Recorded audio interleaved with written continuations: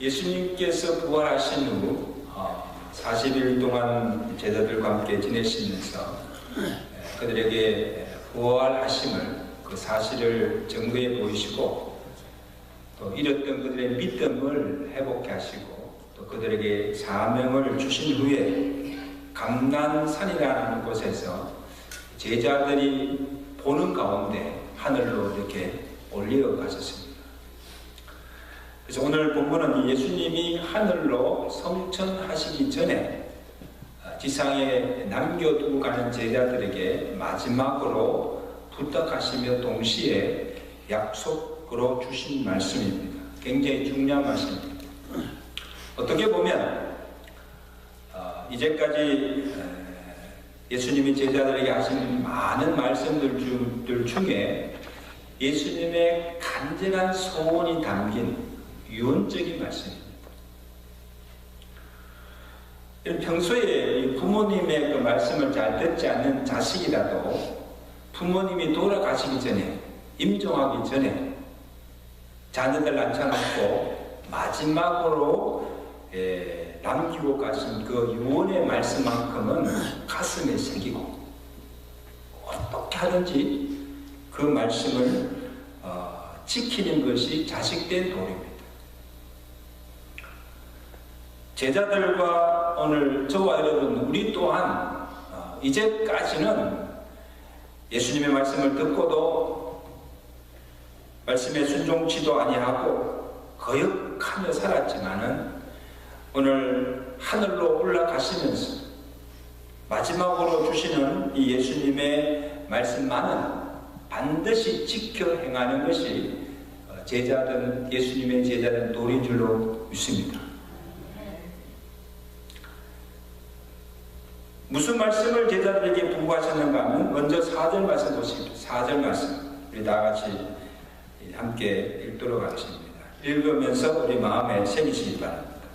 우리 4절 말씀 시작. 사도와 함께 모이사 그들에게 분부하여 이르시되 예루살렘을 떠나지 말고 내게서 들은 바 아버지께서 약속하신 것을 기다리라. 너희는 이 예루살렘을 떠나지 말고 약속하신 성령을 기다리라. 여러분, 제자들은 예수님이 십자가에 달려 죽으시는 것을 본 후에 하나같이 다 뿔뿔이 흩어졌습니다.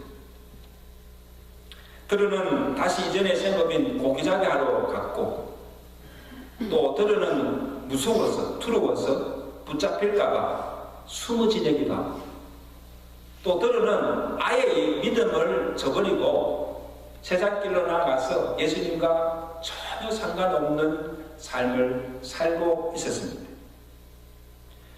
그래서 예수님을 떠났던 흩어졌던 제자들이 예수님이 부활하심으로 다시 예루살렘에 모이게 된 거예요.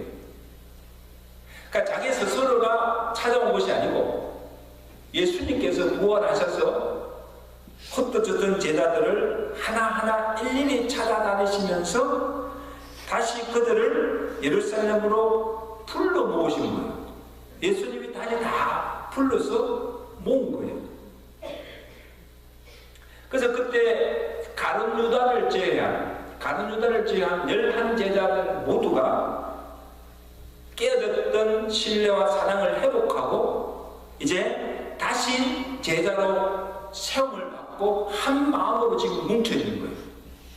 이 예수님께서 가시기 전에 하신 일이에요. 그래서 예루살렘을 너희가 떠나지 말라는 것은 장소적인 의미도 있지만, 그 예루살렘이라는 것을 떠나지 말라는 장소적인 의미도 있지만, 어떤 의미에서는 이제 다시는 너희가 주님을 떠나거나 서로 흩어지지 말고 주님을 중심으로, 예루살렘 성전을 중심으로 이제는 하나가 되어서 혼연일체가 되어서 이제 내가 너에게 맡기진 그 사명을 위해서 주의 일에 힘쓰라는 것입니다. 절대 떠나지 말라는 것. 사명 저버리지 말라는 것. 그 뜻이 그 말씀 속에 포함되어 있습니다. 그리고 장소적으로는 장소적으로도 이 예루살렘은 예수님의 제자들이나 유대인들에게서 가장 중요한 곳입니다. 여호와의 성전 시온소가 있는 곳이 예루살렘입니다. 그리고 예수님과 제자들이 처음 만나서, 예수님이 부름을 받고 처음 만나서 복음의 사역을 시작한 곳이 예루살렘이고, 또 그것에서 예수님께서 많은 능력과 기사를 행하였던 기적의 장소요, 성지입니다. 거룩한 성지입니다.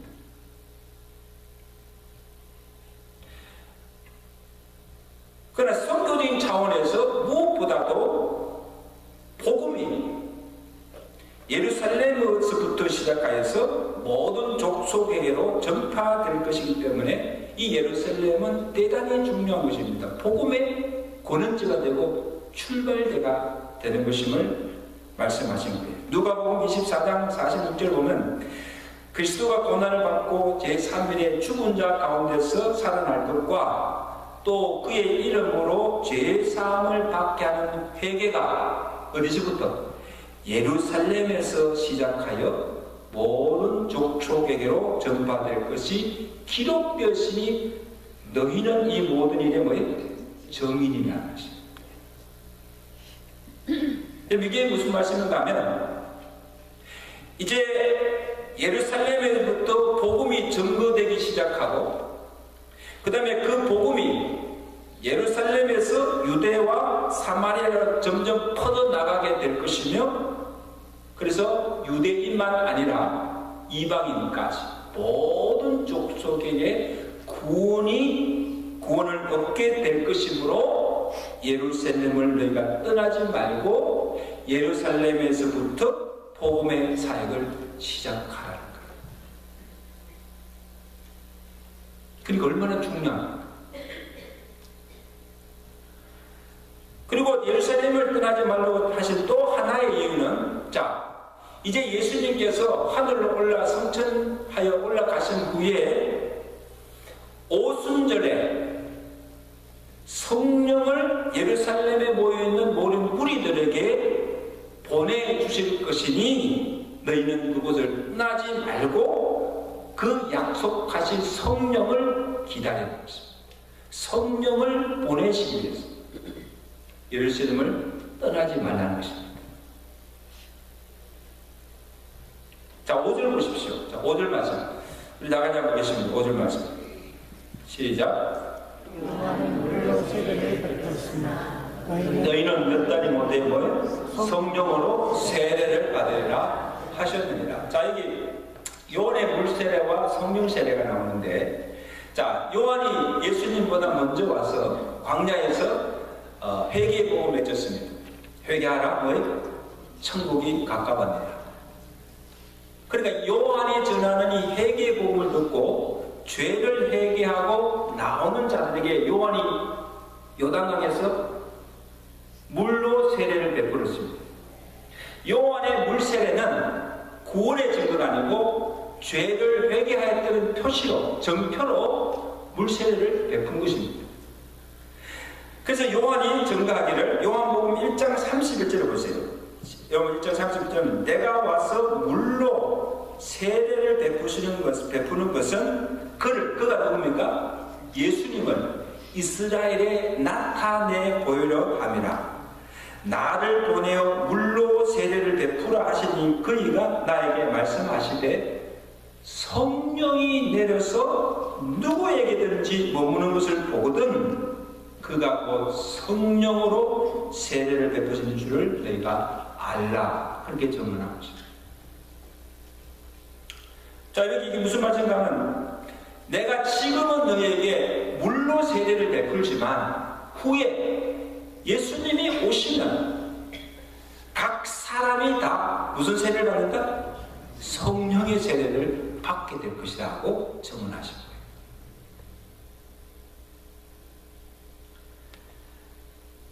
여러분, 예수님의 제자들 보십시오. 예수님의 제자들은 3년 동안 예수님의 가르침에, 말씀의 가르침을 받았습니다. 그리고 예수님과 다니면서 예수님께서 행하시는 그 모든 이적과 기사를 경험한 자들입니다. 본 자들입니다. 그리고 이제는 예수 그리스도의 죽으심과 십자가와 부활을 친히 목격하고 그리고 예수님으로부터 사명까지 부여받았습니다. 그럼 다 됐지 않습니까? 그럼 지금이라도 나가서 복음 전하고 주일 시작하면 되지 않습니까? 근데 예수님께서 보실 때는 아직도 한 가지 부족한 것이 있다는 것입니다. 뭐예요? 성령 받아야 하는 것입니다. 너희가 성령의 세례를 받아야 한다는 거예요. 성령을 받아야, 성령 세례를 받아야 너희가 예수를 주와 그리스도로 믿을 수 있고 참 믿는 자가 될 수 있다는 거예요. 여러분, 우리가 예수 믿는 것도 우리 의지로 믿을 수가 없어요. 내가 믿고 싶다고 믿어지는 예수가 아니라는 것입니다. 따릅시다. 아무나 믿을 수 없는 예수입니다.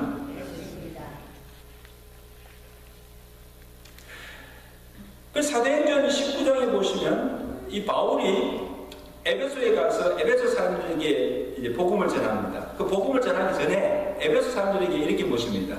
너희가 믿을 때 성령 받았느냐 물어요. 너희가 믿을 때 뭐예요? 성령 받았느냐 물어요. 그 에베소 사람들이 우리는 성령에 대해서 듣지도 못했다. 듣지도 못하고 성령이 무엇인지 알지도 못한다. 우리가 아는 것은 뭐예요? 단지 요한의 물세례만 알 뿐이라 그렇게 말합니다. 그때 바울이 복음 전하고 그들에게 안수할 때 성령이 그들 가운데 임하게 되고 그 다음에 그들이 예수를 주로 고백하게 되고 믿게 되고 구원받는 역사가 일어나는 것입니다. 할렐루야. 이게 무슨 역사예요? 성령 역사. 그들이 무슨 말이에요? 성령 세례가 그들 임하고.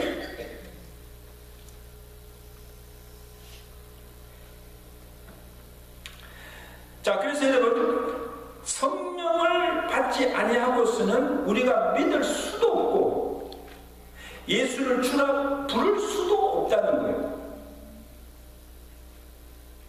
고린도전서 12장 2절에 보세요. 성령으로 아니고서는 누구든지 예수를 주시라 할 수가 없느냐. 따라서 성령이 아니고서는 누구든지 예수를 주시라 할 수 없느니라. 누구든지 주의 이름을 부르는 자는 다 구원을 받는다고 했는데, 자, 구원을 받으려면 주의 이름을 불러야 됩니다. 주님을 주라고 불러야 되는데 그 주라고 부를 수 있는 것은 성령이 아니고서는 성령 세례 받지 않고서는 절대로 주라 부를 수가 없다는 거예요. 믿을 수가 없다는 거예요.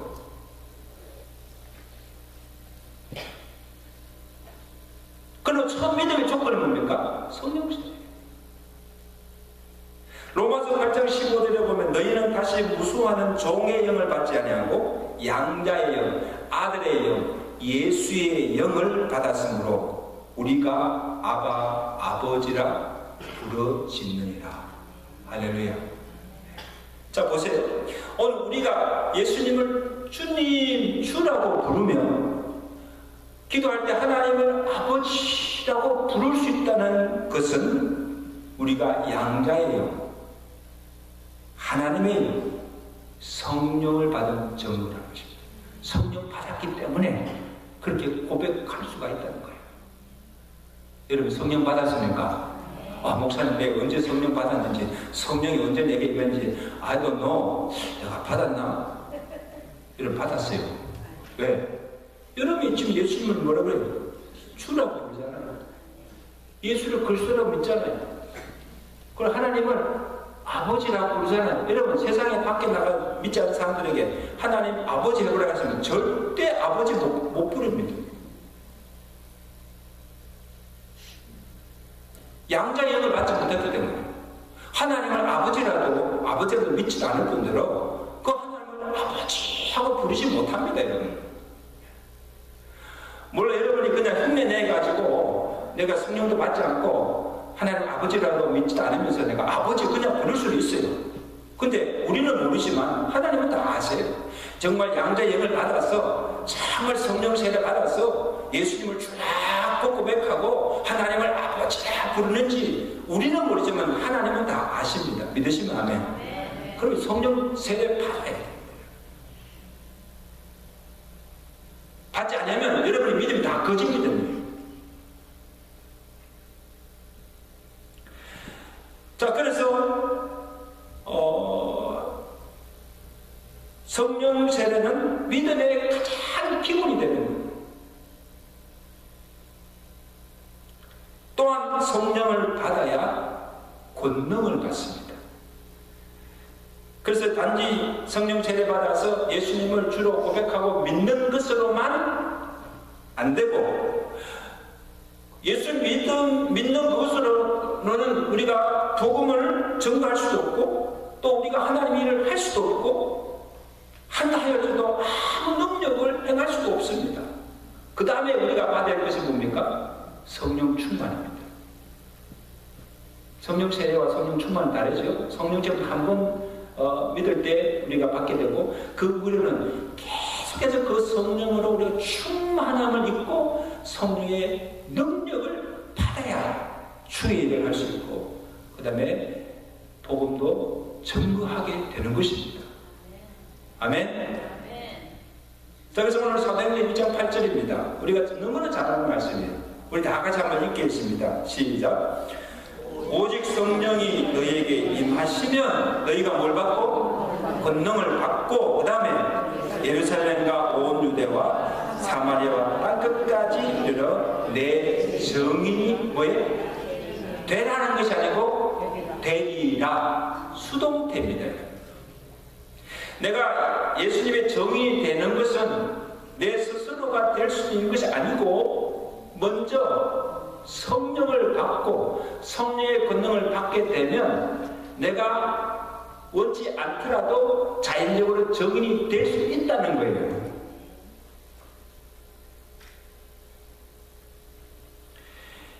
예수님이 성전하시면서 제자들에게 마지막으로 부탁하신 사명이 무엇인가 하면, 이제 예수 그리스도의 십자가와 부활의 증인이 되어달라는 거예요. 내 증인이 되어달라는 거예요.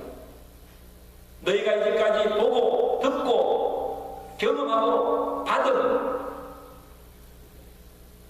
그 그리스도의 복음을 예루살렘에서부터 시작하여서 땅끝까지 나가서 그 복음을 증거하며 유대인뿐 아니고 이방인 모든 족속들을 구원하라는 지상의 명령입니다.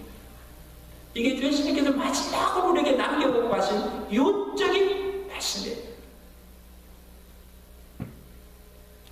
우리가 다른 거는 다 잊어버려도 예수님이 마지막으로 하늘로 올라가시면서 제사들과 교회들에게 마지막으로 부탁하고 가시는 명령, 내 증인이 되다. 내가 너에게 전한 이 그리스도의 복음을 땅끝까지 전하여서 많은 일방들을 구원해달라는 그 명령을 우리에게 주셨습니다.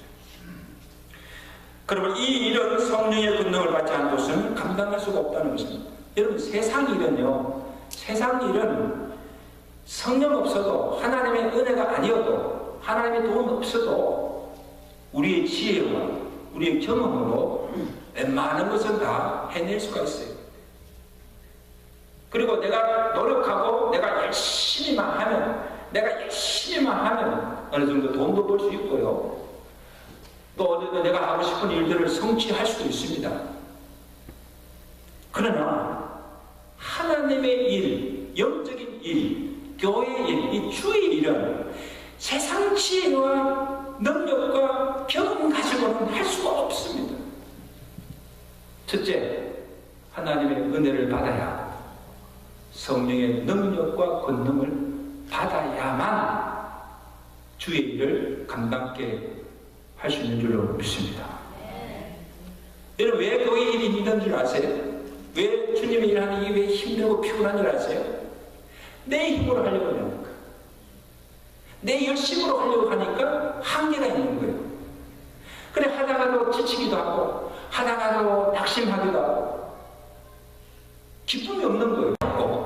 정말 은혜 받고 너무 은혜가 감사하고, 하나님의 능력을 받아서 일을 하게 되면요, 그 일하는 것이 얼마나 즐거움인지 몰라요. 할렐루야. 피곤치 않습니다. 왜? 성령께서 매일 여기에 힘을 공급하여 주시기 때문에. 믿으시면 아멘. 우리 성가대원들도 늘 성을 찬양하는 것이요 정말 기쁨이 되고, 이 찬양하는 이것이 정말 잘 감당하려고 하면요, 여러분들이 먼저 성령의 은혜를 받아야 돼요. 아멘. 성령의 은혜를 받아야 돼요.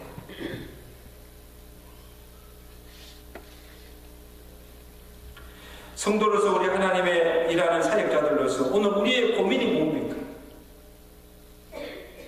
죄를 짓지 않고 살고 싶은데 알면서도 죄를 짓잖아요. 이렇게 안 되면 하면 안 되는 줄 알면서도 하잖아요. 내가 저 사람을 사랑해야 되는데 사랑해야 되는 걸 알면서도 사랑이 되지 않는 거예요. 미운데 어떻게? 보기만 해도 미운데 그냥 막 소화도 안 되고 그냥 막 미운데 꼴 보기 싫은데. 근데 목사님은 사랑하라고 그러고 성경은 원수로 사랑하라는데 이게 돼야 말이죠. 이게 문제잖아요. 말씀을 듣고 아멘 아멘 은혜도 받습니다. 그리고는 결심합니다. 이제부터는 참 내가 잘 살아야지. 이렇게 살아야 되지. 그리고는 나갑니다. 나가면 그대로 삽니까? 이전대로 다시 살아가는 거예요. 안 되는 거예요. 안 되는 거예요. 어떻게 하면 좋습니까? 기도도 하고 싶고 기도해야 되는 걸 알면서도 기도가 나오지 않아요. 기도를 할 줄은 몰라요. 근데 어떻게 기도합니까? 저도 어떨 때는요, 기도가 막힐 때가 있어요. 딱 엎드려서 기도하려고 하면요, 머리가 멍한 게 아무 생각이 나죠. 기도할 마음도 나지 않고 기도할 것이 생기지 않아요. 그럴 때는요, 얼마나 답답한지 몰라요. 어떡합니까? 나도 목사인데, 소위 목사인데도 기도가 막힐 때가 있어요. 어떡하면 좋습니까? 여러분 중에 기도 생활 하시다가 기도하지 않는 분들 있습니까? 왜 기도하지 않습니까? 기도하려면요, 기도가 안 나와요. 이거 보통 문제가 아니에요. 보통 신앙의 위기가 아니에요. 기도가 안 나오고 기도를 하지 않는다는 것은 영적으로 이미 지금 다 죽어가고 있다는 거예요. 죽어가는 것도 몰라. 내가 지금 영적으로 얼마나 침체되고 죽어가고 있는지 전체도 모르는 거예요. 이게 보통 문제가 아니에요. 여러분 기도하세요? 기도 잘 하십니까?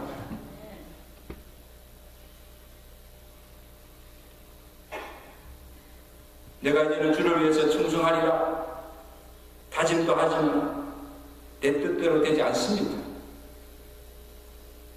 전도를 해야 하지만 전도하라고 오늘도 말씀하세요. 복음 전하라고 말씀을 하지만 무슨 말을 해야 할지, 만나면 내가 무슨 말을 전해야 될지 그것도 모르고, 심지어 내 가족 중에 믿지 않는 남편, 불신자에게도 교회 가자고 예수 믿으라고 할 용기조차 없는 거예요. 여러분. 어떻게 하면 좋습니까?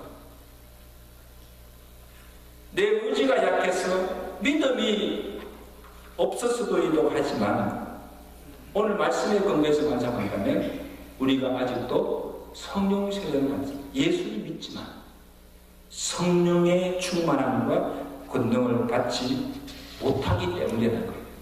그렇게 인정하십니까? 옆에 사람에서 합시다. 성령 충만하세요. 가만히 계세요. 성령 충만해야 돼요. 우리 힘으로 의지로 되지 않습니다. 노력으로도 되지 않습니다. 능으로도 되지 않습니다. 오직 주의 신으로만 가능한 줄로 믿습니다. 성령 충만을 받게 되면 그 성령의 능력으로 원수까지도 살아갈 수 있습니다. 그러면 기도가 나옵니다. 기도를 시작하면 기도를 멈출 수가 없어요. 계속 기도가 막 나오는 거예요. 이게 성령의 기도 영이 기도를 돕기 때문에 기도가 돼야 되지. 기도를 짜내면 안 돼요.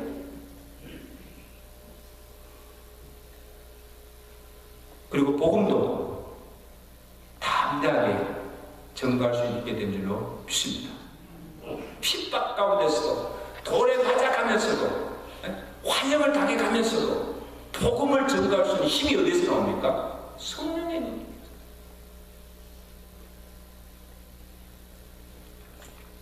여러분, 예수님의 제자들을 보십시오. 제자들이 예수님이 이제 성천하시고 하늘로 올라가신 후에 그 다음에 예수님께서 말씀에 하신 대로 순종하여서 예루살렘을 떠나지 말라고 했으니까 그들이 다 같이 예루살렘의 마가의 집에 함께 모이게 됩니다.